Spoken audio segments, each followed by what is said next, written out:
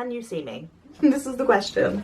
It is morning time, 8:30 in the morning, pouring with rain out there. I'm supposed to be going out soon because, one, am I doing the intro to this video? Let's start with the intro and then I'll tell you about why I'm going out. Hello, my name is Roisin and welcome back to my channel. Today I am reading books from Northern Europe. I do a Read Around the World challenge most months this year, which I will leave linked to the playlist in the cards above if you are unsure about what that is. I have a jar and it has regions of the world in it. I pick one out, I read multiple books from that region, I think about the things that connect them and the things that are different about them. Found some great books this way, read some strange books also.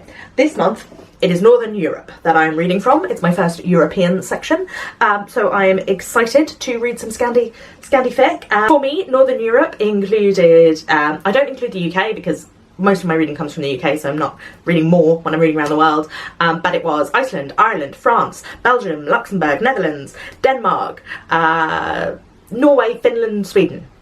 I think it was those because others are Eastern Europe or Central Europe, so I think those are the ones that I've included. Basically Nordic, Scandi, Benelux, France and Ireland. But I'm not reading any books from France and Ireland because I've read several books from France and Ireland in the past. Next month is March, I'll be doing the Irish Readathon. I have 5 books from Northern Europe that I am going to read. So I'll just talk you through them as I get to them, because I find these introductions when I introduce every book a bit long, a bit tedious. But the first one I've been reading is A Winter's Book by Tove Jansson. So Tove Jansson was a Swedish-speaking Finnish author. So this is my book from Finland, but she was Swedish-speaking. And obviously Tove Jansson is most famous for The Moomins, which I absolutely love. Big Moomin fan. You know, I really should know my shelves better, then I'll be better at this. But anyway, I'm a big Moomin fan, but this is a collection of her short stories written for adults. So it's entirely different, but because I love Tove Jansson's writing, I decided I wanted to read this. It's also introduced by Ali Smith. I've only read one Ali Smith, but I did enjoy it. And so far I have read the introduction, which talks about how Tove actually stopped writing children's fiction when she was about 40, and for the last 40 years of her life wrote adult fiction.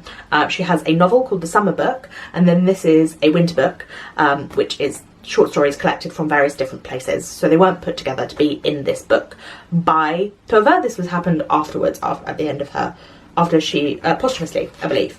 And so, yeah, I've read 3 of the stories so far, and they have been focused on childhood, even though they are for adults. They do have kind of that sort of melancholy, whimsical air that you expect from the Moomins.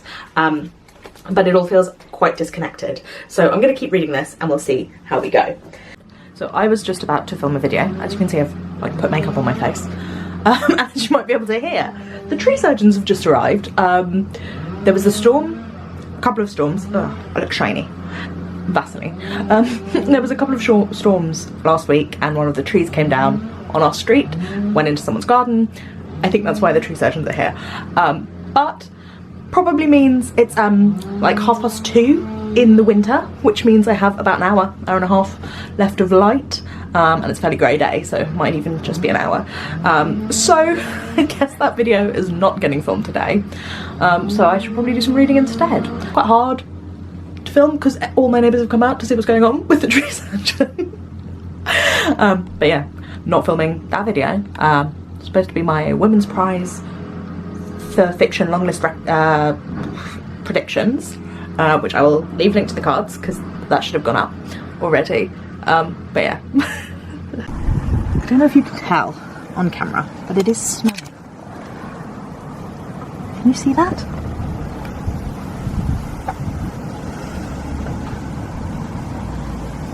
I think this is the only snow we're going to get all year. Bit rubbish. Hello, good morning. It is Friday.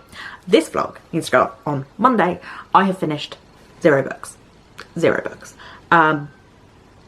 That's not good.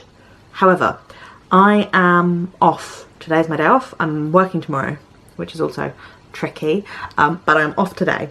So I'm going to try and finish 3 books today. So the ones we have, A Winter's Book, which I've already told you about, which is about Tove Jansson, which is by Tove Jansson and a collection of short stories. Then I also have Thirst by Amelie Northomb, who is a Belgian writer. and this is about Jesus. In a first-person voice, as entertaining and irreverent as it is wise, Northomb narrates Jesus' final days from his trial to his crucifixion and to the resurrection. Amid asides about his relationship with his mother and Judas, his love for Mary Magdalene and his many miracles, we find a man struggling with humanity and his exceptional nature, straddling the line between human and deity, the son of a formless, omnipotent creator in the fallible form of a man. I can say the word omnipotent, I just apparently can't read it. Anyway, so that's this one, Thirst by Amelie Northomb. And then the other one I have here is Crimson by Niviaq Korneliussen. I apologise to Niviaq, who is a Greenlandic writer. And Greenland, technically, the landmass is in North America, but it's administrated from Denmark, although it is devolved. So I'm counting it. This was written in Greenlandic and then translated into Danish by the writer and then translated into English by Anna Halliger. In Niviaq, Greenland, Fia breaks up with her long-term boyfriend and falls for Sarah. Sarah is in love with Niviaq, who holds a deep secret and is about to break promises. Niviaq struggles with gender dysphoria as their friends become addicted to social media, listen to American pop music, and get blind drunk in downtown bars and at uptown house parties. Then there is Niviaq, who also has something to hide. It will take him beyond his limits to madness, and he will question what it means to be a Greenlander, while Arnak, the party queen, pulls the string of manipulation, bringing the web of relationships to a shocking crescendo. Crimson weaves through the restlessness, depression, love, and queer experiences to tell the story of Greenlanders through a unique and challenging form. Now, these three are all quite short, and I am 8% of the way through this one.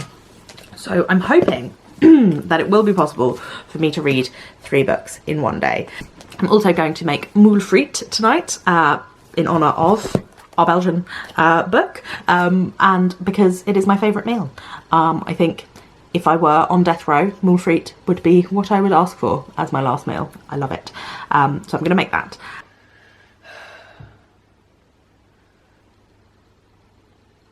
Hello, so I am dressed now. I am not feeling well at all. I read in one go all of Thirst. It's so short, I didn't really feel like there was any need for me to update you partway through. It's like 90 pages. So it was interesting in some ways. It really reminded me, so it tells the story of Jesus, and it starts on the day of before his crucifixion. It starts at his trial and then through to the crucifixion and resurrection. Like, not a spoiler, is it, when it's about Jesus? But it kind of uses that premise to philosophize and talk about love and the body and being present, thirst, death, what happens after death, in this little short space. And it did remind me a lot more of philosophy texts I've read than any novel. It was a little repetitive, which, you know, how does a book manage to be repetitive in such a small space of time? But I do find that philosophy tends to be a little repetitive when I've read it.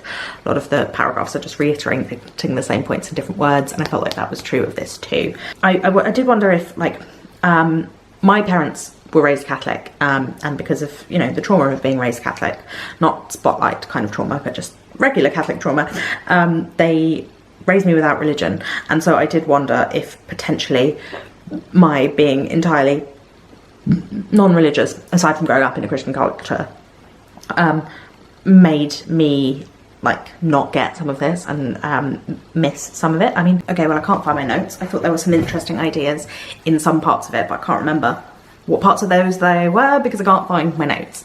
The writing I thought was interesting, and I don't know if it's just the translation, but there would be a lot of academic philosophizing style and then random colloquialisms like "this really takes the cake" thrown in that felt really jarring with the tone of the rest of the book. A lot of the like quotes and the reviews talk about the dark comedy and it being Python-esque, and I really didn't get that at all. I didn't find this funny at all, and I don't know, am I missing the joke? Sort of colloquial sarcasm that was in it that just felt, to me, really jarring and didn't really work with the book. Overall it was fine, like it's a very short book, so I don't really regret having read it, but it didn't really bring anything to me. I've also noticed that, like with this and Out of Africa, or the books I'm reading in this from this area of the world aren't set in this area of the world, which is something that I try to do with the others, but I didn't really focus on here so much. And so, yeah, that maybe was something I should have considered, but Amelie Northomb is like supposed to be exceptional Belgian writer, so I went with her. And this was just sort of okay for me. I also started Crimson by Niviaq Korneliussen. I'm not sure how to pronounce that surname, I apologise. But I DNF'd it after 16 pages. Got about 10% of the way into this book and was like, no, cannot do this. The writing style, it felt like a screed written on an Instagram post, or it just didn't feel like it was all stream of consciousness and very like choppy and run-on sentences. And I'm not really that interested in books about drugs and drinking. I find it a little like, yeah, okay, boring, basically boring. And sex and stuff. Like, I like it when it comments on those things, but when it tries to do it in a way that feels like it's like, oh yeah, I'm so cool and I'm shocking, it feels performative and it doesn't feel like enmeshed in the writers. I couldn't do it, and that's like, it's got such huge praise. Combines the wit and brio of Sally Rooney with the woozy cinematic hedonism of the Polish slacker film All Those Sleepless Nights. Well, it didn't feel witty to me at all, it felt childish. But I only read 16 pages, but I couldn't do it. I couldn't put up with this book. So that's unusual for me. I don't usually DNF books, and when I do, I've usually got a bit further into them than that. I think I might try and find another book, even though I've still got 3 more books to finish before the end of the week, in 3 days. But I don't know, I feel like I need something else, because I'm really down on all the books I'm reading at the moment, and I feel like I need to get something more my style. Hello, you probably can't tell, but it's been several hours.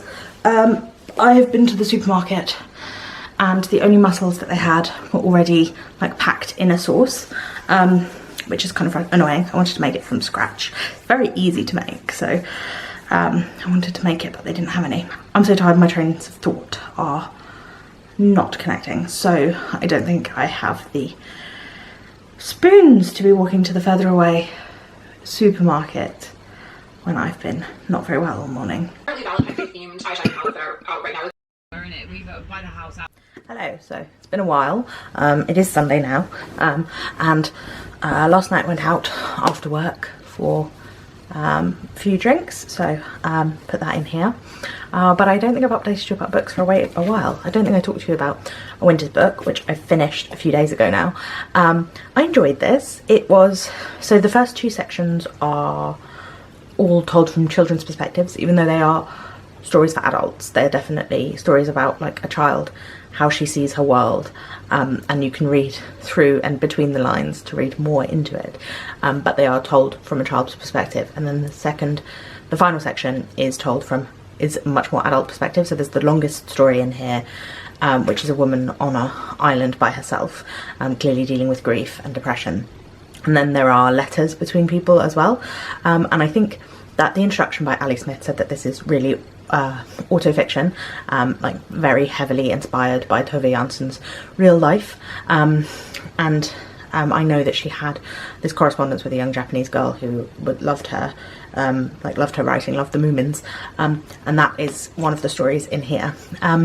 Overall, yeah, I thought it was nice. I liked the writing style, very kind of melancholy and slow, and like not a lot going on the surface, but you can read more deeply into it. My favourite story was that longer story. Hang on. Yeah, there's a story about a squirrel and this old woman on the island and her obsession with this squirrel and her drinking, and it's my favourite. That was my favourite one. There is still the melancholy and the strangeness, but to me there is more subtlety in the adult parts than in the child's parts. Yeah, overall I thought it was nice, but there wasn't that much to it. I didn't really get that drawn into it. I felt like I was being held at a distance a lot of the time, and that's not something I really love in fiction. But it was fine. I feel like I'm struggling to find a book I love at the moment, generally speaking.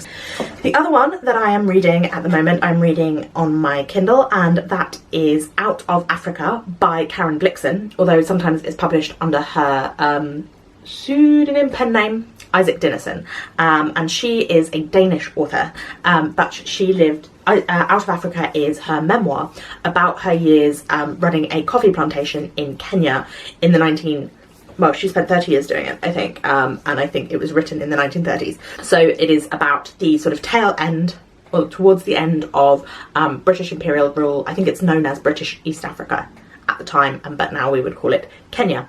And I've owned this book for a long time, like probably 15 years, because it was one that I'd heard so many things about the beautiful writing, and that is the reason that I got it, and I'm trying to tackle my TBR this year, so that is one of the reasons that I'm reading it, because I feel a little more conflicted about it now than I did at the time, because at the time I didn't consider the like colonialist implications of this book written by this Danish noblewoman in British East Africa during the 1900s to the 1930s.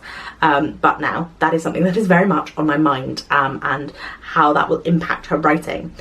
So I think that now that I'm going into it with that in mind, I think that it might still be an interesting read from that perspective, because it is a memoir, so it is very much, so it is of the time, and whilst I would be interested in reading a memoir or something from a Kenyan writer, I think we can still read it as a, like, for history reasons, for history purposes, as long as we are being aware of the colonialist implications, or at least that's my opinion so far.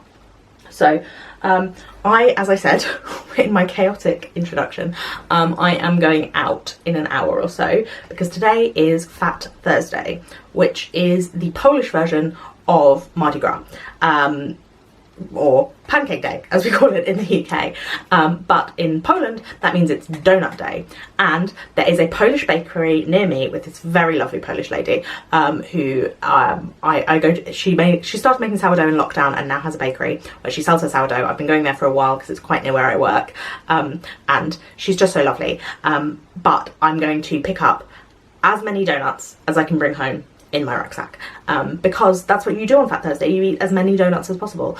Now, I'm not very well at the moment. I'm having a flare-up of one of my conditions, and I am, let's just say there's a spit bucket out of shot. So I don't know how many donuts I'm actually going to be able to eat, but me and my boyfriend had this plan since last year, so we're going to hopefully get as many donuts, and I'm hopefully going to be okay to eat some of them. But I also left my Swedish book, which is The Girl with the Dragon Tattoo, just because obviously I had to, but I left that at work. So I'm going to go down to the donut place and also work and pick up my book along with these donuts. But as I tried to show you earlier, but didn't do very successfully, it is absolutely pissing down, and I don't drive. So Out of Africa I'm also halfway through, and it's exactly as colonialist as I thought it would be. I think that, I don't know, I think that maybe for her time she's not as bad as some other people would have been, but it's still like a shocking but not surprising reading a lot of it. Like, so it's about her time in as owner of a huge coffee plantation in Kenya, and the nature writing is really beautiful, and that's why it was recommended to me like 15 years ago, for this really beautiful nature writing, really poetic and evocative, and it is that, but I don't know why the person did not mention how very colonialist it is, and like very reductive to stereotypes of people who are not white, whether that's the native people of Kenya or the Somali people, Arabic people, and the Indian people who were brought over there by the British, brought to Kenya by the British. Like all these different stereotypes that are really harsh and really horrible, and really difficult to read about. And then on top of that, whilst she does, there are individual characters who are rendered interestingly and as whole people, she still is continuously comparing black people to animals all the time, constantly. And yeah, it is, like I said, to read from a historical perspective as like what was going on in that time period. There are elements of that are interesting, and the nature writing is beautiful, but my god, the like colonialist overtones are really hard to read and are really just not great. Like, even though, like I said, I guess that she is better than other people, and better than other people is still really horrible and hard to read. I'm probably, yeah, I'm still going to finish it, but I don't think I'm going to have much more to say about it other than that. I feel like I need to do more reading around it and learn a bit more, because I feel like my reading's a bit shallow at the moment, but it is what it is. I have also finished Out of Africa by Isaac Dinesen, and it didn't change except it got more boring. This was not a book that really suits being read in a compressed period of time as I was reading it. Because the beautiful writing and the descriptions of nature and all gets a little tiresome and repetitive when you read it in a condensed period of time, as I don't think it would when if you read it stretched out. Like, the second to last chapter was notes from a immigrant's journal, and it was just short snippets of things that weren't extended enough. Like, this is like a collection of essays about her time living on this African coffee plantation, and the second to last one was just little snippets of ideas and stuff. Some of it was funny, but for the most part it was just the same as everything else, and it got a bit repetitive and a little boring.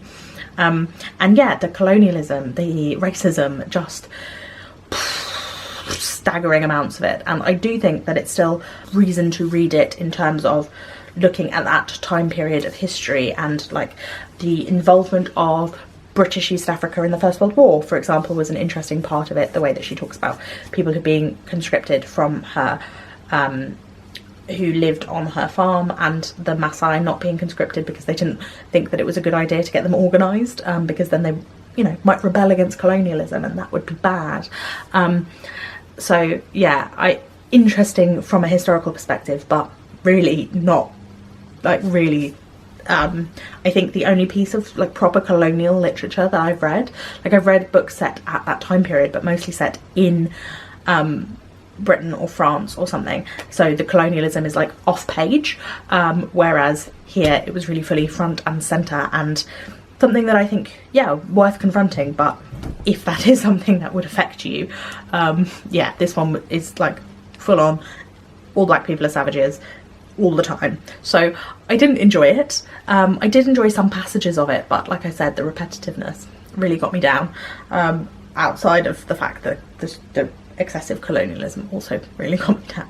So yeah, it's been an interesting thing reading Northern Europe. I think I don't know if I've approached this a bit differently than some of the other regions, because there's so much, like, normally, like when I was reading Central African fiction or Central Asian fiction, most countries only had one book that was available to me, or and some countries did have more, but it wasn't a huge amounts. But obviously with Northern Europe, it's white Western, and it's much more likely to be translated, so there's a lot to pick from.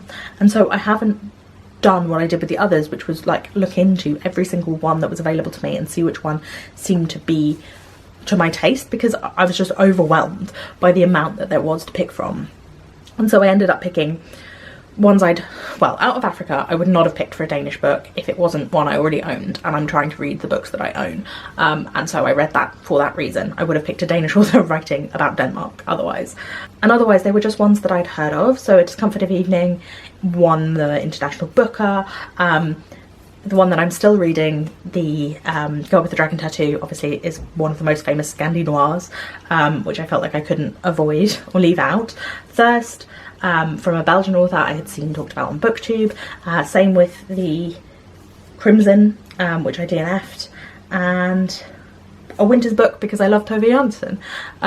And so yeah, it's definitely a different way of coming at it because there is so much translated, and I didn't feel like capable of going through them individually. I'm already thinking about what I will do once this project is over, and so maybe I will end up coming back to some of these countries in the future. I've also now got the audiobook from my library of The Discomfort of the Evening, which is by a Dutch author, and it won the International Man Booker by, oh gosh, I'm gonna butcher this, I apologise. Marieke Lucas Rijneveld. I will look that up and try and do it better in the future. But I think right now, possibly what I need most is a nap. I'm also halfway through The Discomfort of the Evening, which is a book by a Dutch author. I think I mentioned that I found the audiobook for that, by Marieke Lucas Rijneveld.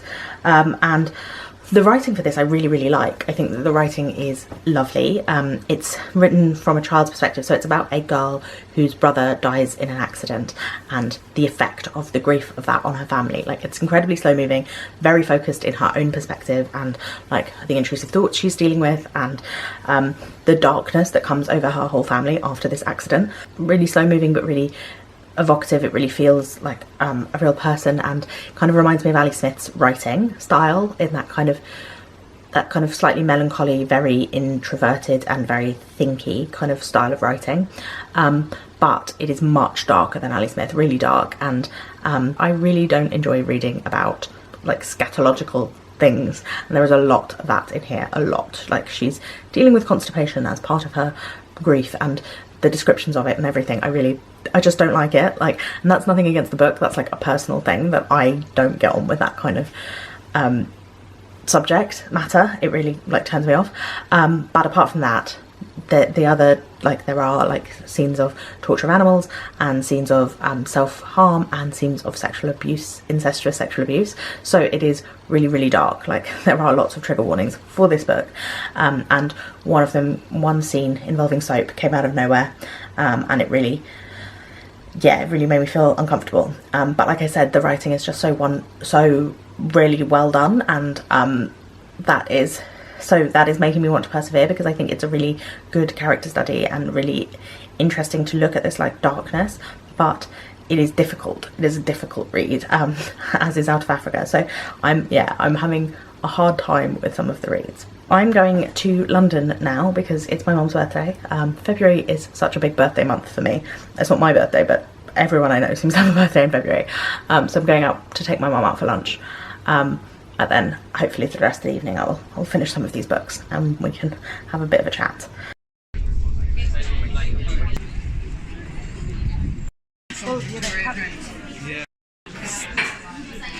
Tea is black. Yes. Thank you. Sorry. Hello. So I have finished The Discomfort of Evening, and I really don't know how I feel about that book. It is such a weird book, a weird, dark, disturbing book. As I've said before, scatological things, not really for me, and feature very heavily in this book. Not my favourite, didn't really enjoy that part of it, and also all the like animal torture and incest and sexual abuse that went on as well. Like, not that those aren't things that happen, but they are difficult to read about, uncomfortable, if you will. But so wonderfully written. Like, the writing of this is exactly my style of writing. It was so really atmospheric and really inside the mind of this person who's thinking in this weird way, which I think is something that I enjoy in fiction. Like, there was no like self-pity or navel gaziness, which is what I don't like when we're really internal in someone's mind. It's just really awkward and uncomfortable, and I think was done perfectly. Like, I often worry that with scenes of sexual abuse and stuff I will find it impossible to read, and I didn't. Not that I don't think other people will, and I felt incredibly uncomfortable and shocked at points that like it did elicit an emotional response more than any other book that I've read about sexual assault since I started my channel, probably. But it didn't, I don't know, it didn't walked the edge of the line for me. So I don't know how I feel about this book at all, because it's so two like entirely different feelings that don't line up, like absolutely loving and absolutely hating it at the same time. And I guess that was the point, like it's supposed to be making you feel uncomfortable, so it worked in that sense.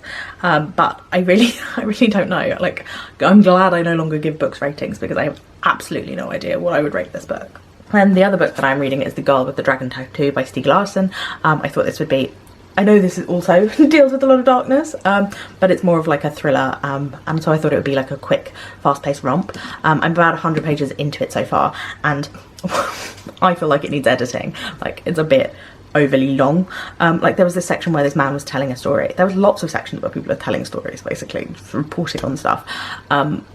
We are following Blomqvist, who is a journalist who dealt with like financial crimes and corruption, and Salander, who is private investigator, and she's a young woman who's a personal investigator. But Blomqvist meets this other guy who's telling this story about his granddaughter's death, and it keeps being like, oh, he was such a great storyteller, and I'm like, was he? Because this is really boring and really difficult to read. It also suffers a little from men writing women syndrome. Always boobs, just boobs always, regardless of the woman, which is annoying. But I'm hoping it will get a bit more like fast-paced and fun and unputdownable, because so far it's just a bit dull. But yeah, I don't think I've had a great reading with my choices for this one. I've not found anything that I've absolutely loved yet, apart from, well, The Discomfort of Evening. I think the writing is so lovely, but I'm not sure that I'm someone who can handle that darkness. I've DNF'd this book. The Girl with the Dragon Tattoo. I got halfway through this far, and I am DNFing it. This is unusual for me. I've DNF'd 2 books in this vlog now, and I am not usually a big DNFer. I usually persist even with books that I'm not loving, because I feel a sense of guilt. And I was intending to be like, oh, I got halfway through this book, I needed to wrap up the vlog, but I will be continuing it in my spare time, until I actually got to the halfway point and I was like, I can't do this anymore. So the first third was just incredibly boring setup, like all these descriptions of setting up companies, just not interesting, and I'm so confused as to how this became like a massive thriller sensation, because I thought people that read thrillers wanted exciting plotty books, and this was not that. This was old men telling stories about how they set up companies. Like, it was really, really boring. And then I got to the next part, which had more like plot starting, and I really didn't like the writing. It was like, and then she did this, and then this happened. Like, there was no finesse or style to the writing at all. Before then it had been like competent but not interesting, but when it got into the actual plot, it was so bad. And I was just like, this is really not great. Again, men writing women syndrome was serious in here. Not even, there's like famously sexual assault in here against our main girl with the dragon tattoo, who is not the main character. She's an accessory to be assaulted. But then on top of that, there is also like, just all the other women are just like super in love with this Blomqvist character, who is clearly based on Stieg Larsson, and falling into bed with him all the time, and that's their main thing. They want to fall into bed with him and they have tits, and it's just like, he was trying to write about like the exploitation of women and the things that he'd seen in his career, according to the intro by Val McDermott. And yet he's just exploiting these women. They are just sex objects to him. In terms of characters, obviously he's not exploiting actual women, but he is reproducing power structures through his fiction. And I just couldn't be bothered with it. I was just like, for fuck's sake. And then, yeah, it was just boring and badly written, and I just couldn't get on board with it. And I know a lot of the books that are super popular, like when I read the Goodreads Choice Historical Fiction, are written in ways that I don't like. So obviously either people don't care that much about writing, or people who read more popular books read less and so on, like less attuned to writing, or they just want the story and they don't really care about the style, which is fair. That's a perfectly valid way to read books, but it's not the way that I read books, so it doesn't work for me. And yeah, I just don't understand how people who wanted like an exciting thriller waded through the first third of this book. Like, it could have been cut down. Like, I bet in the adaptation of the film it starts like a third of the way in and we get a few scenes of the information rather than 200 pages. Yeah, I just it wasn't for me. So yeah, this vlog I feel like has gone a little off the rails and not been as organised as I intended. I mean, I'm still not feeling great, but I was feeling very sick at the start of this, and I'm also a little behind on my reading, and so I feel like I was rushing and not putting as much effort in as I usually do in these vlogs. So I guess it's not the best one, and I am like, go watch my one about Central Asia. It was very underwatched, but I think I was really proud of that vlog. Whereas this one I'm like not proud of. As I said earlier when I was talking about choosing the books, there isn't the same through line as I've noticed with other areas of the world. And I don't know if it's genre fiction is more likely to be translated from Northern Europe, and people are given the space to write about whatever they want rather than writing about the political and social situations of their country because it's the only thing that people from the English-speaking world care about. I don't know, but I've preferred those books. So clearly I am one of those people from the English speaking world who cares about that sort of thing. I don't know. I feel like I'm a bit all over the place with this vlog. I will be taking March off of doing Read Around the World. I think I mentioned it earlier. I'm doing the Readathon, I'm doing the Irish Readathon, so that's enough geographically based reading for me for 1 month. But I will be back in April, and hopefully I will be a bit more organised, know a bit more about the area of the world. I feel like that's the other thing that I normally do research into. I feel like these countries were less connected, like maybe I should have just done Scandinavia. I could have break down other parts of the world that small as well, couldn't I? And it would make a difference, maybe. I should maybe have picked books that were more about that part of the world. That is all for this vlog. I hope you have enjoyed it. I hope in editing I have managed to string together something coherent out of what feels like a very incoherent vlog. And I will see you again next month with more vlogs. And in April with another Read Around the World. Thank you so much for watching. I would love to hear your feedback in the comments down below because I feel like I need it at the moment. And I will see you again very soon. I put out new videos twice a week, so please remember to like this one if you liked it and to subscribe so I can see you again very soon. Thank you for watching. Bye bye.